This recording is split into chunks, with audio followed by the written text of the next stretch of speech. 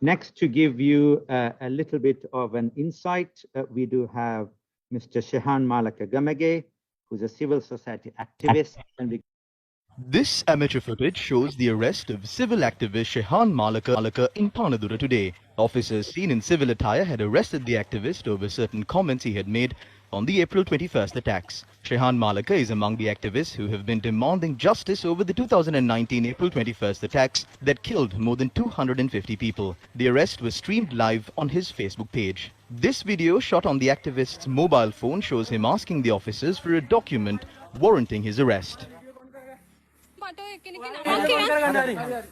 Video कौन करेगा main main मारी वाला मुकद्दे है तू ये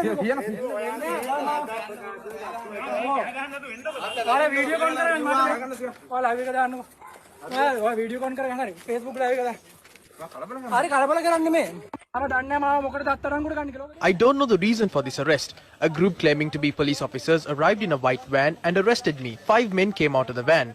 I know one of them. I ran away at first, as I couldn't recognize any of them. They read out section 120 and arrested me in the middle of the road. I don't know why I was arrested. I, as a Sri Lankan civil and Catholic activist, am privileged to have an opportunity to speak in this forum on human rights and freedom of speech in Sri Lanka. Easter Sunday is a significant day for the Catholics all over the world as it celebrates the resurrection of Jesus Christ. On the 21st of April 2019, on this Easter Sunday, 6 places, including 3 churches, were bombarded by suicide bombers, killing nearly 300 innocent civilians and little children from all the ethnic groups in the country, including 45 foreign nationals, and leaving nearly 1,000 victims who are still suffering both mentally and physically. Initially, it was considered as a brutal attack by the ISIS organization. I, as well as my team, did not believe this claim. Both local and international investigators so far have made it clear that it is not an attack carried out by the ISIS. Investigations have revealed that an officer attached to the state intelligence services, through the intervention of Tauhid Jamaat, an extremist group, had influenced an ISIS member in Indonesia to claim that the attack was carried out by the ISIS. In a document produced to the courts by the former director of Criminal Investigation Department, Mr. Shani Abesekar, has clearly mentioned that Army intelligence personnel and SIS officers had direct contacts with the Tauhid Jamaat group. From the beginning, we too had the suspicion as to whether the personnel from Army intelligence and SIS ever had any contacts with the bombers. In countries such as Sri Lanka, creating ethnic and religious conflicts has been a common strategy for politicians to manipulate masses and gain political advantage. This fact is very well proven when we look at the history of Sri Lanka. We had reasons to believe that there were some secret political arms behind this carnage. Furthermore, the former Attorney General Mr. Dappul Dilivera, before his retirement, stated that there is a grand conspiracy behind the Easter Sunday attack. It is because of all these suspicions we have been insisting the government authorities on independent investigations into this attack. 6 of my close associates were murdered in this bloodshed, leaving several of them wounded, including some of the members in the group which I founded under the title Soulmate, through which many humanitarian projects are implemented throughout the country. Since the first instance of the attack, I, as a civil and Catholic activist, directly got involved with the Catholic Church leaders in Sri Lanka and the people in the victimized community to assist in facing the challenges after the tragedy. Following the attack, justice for the victims and strengthening of the national security became major topics on all the political stages. 7 months later, the current president, Mr. Gotabaya Rajapaksa, came to power, promising that he will punish the culprits as soon as he is appointed as a president, thereby granting justice to the innocent victims of his cold-blooded death. Though more than 2 years have passed, the current regime has failed to fulfill any of the promises in connection to this Sunday attack given in their policy statement. Instead, the current regime has taken measures to transfer CID officials who had been investigating into the attack and given promotions as protective strategy to the officials who were accused in the Presidential Commission report for the Easter Sunday attack.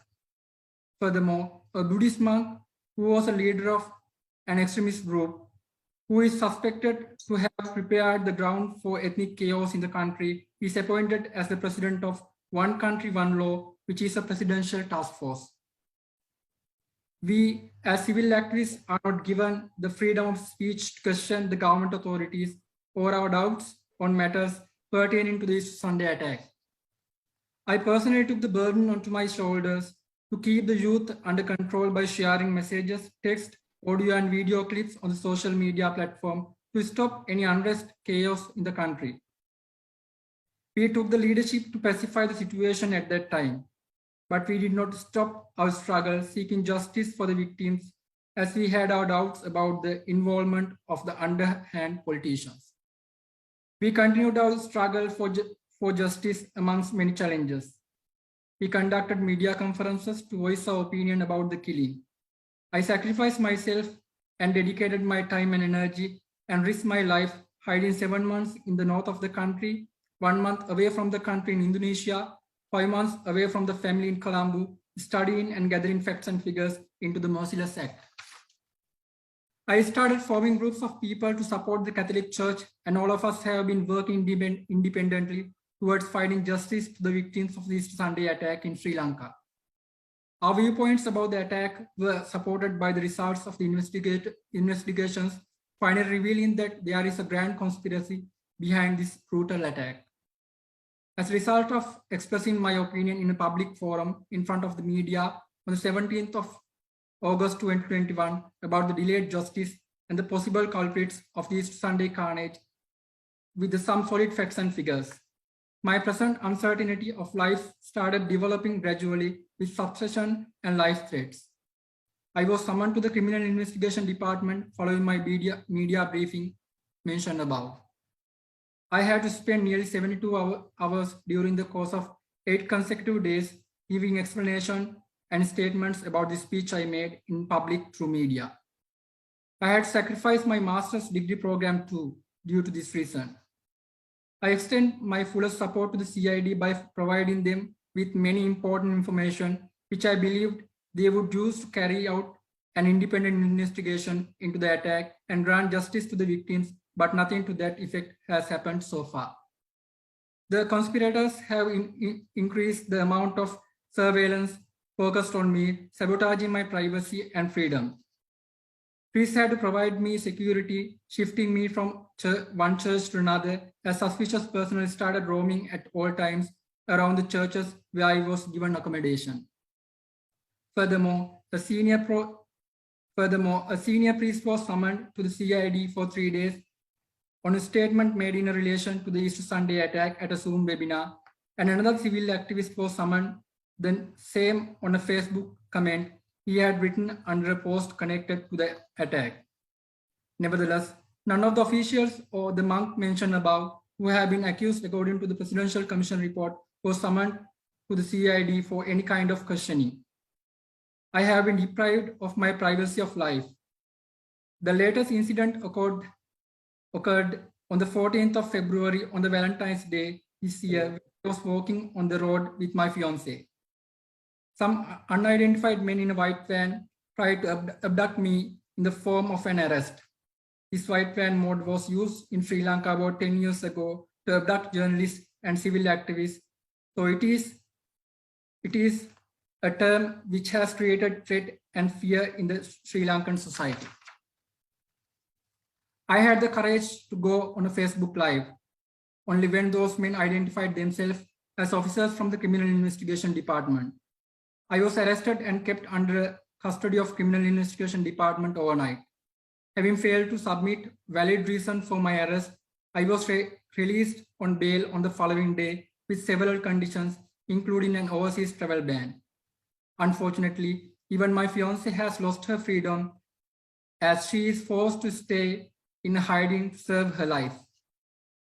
Raising my voice for almost 3 long years for the victims of a selfish massacre in which not only the locals but also people from several other countries lost their valuable lives.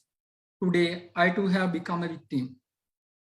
I, being a 30-year-old young man, with my team have been fighting for justice for nearly 3 years with the pure intention of handing over a peaceful and free country to the next generation.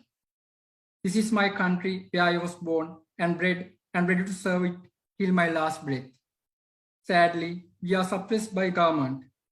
So my humble plea to all of you is to come forward to assist us to stop this suppression and to put an end to victimizing the victims and to support re-establish the fundamental rights to live freely and to enjoy the democracy in our country and to obtain the much awaited justice to the victims of Easter Sunday attack, which according to the investigations is a grand conspiracy. Thank you. Shehan, that was shocking. But I think the concerns here which you have raised were about the arbitrary nature of the arrest. There are no formal proceedings. There's no formal access to the judiciary system. On top of that, the persecution come from many fronts, including the authorities who are supposed to be providing the security to the citizens. And of course, lack of freedom of speech. And these all highlight where the status of democracy as well as the freedom to live in Sri Lanka lies.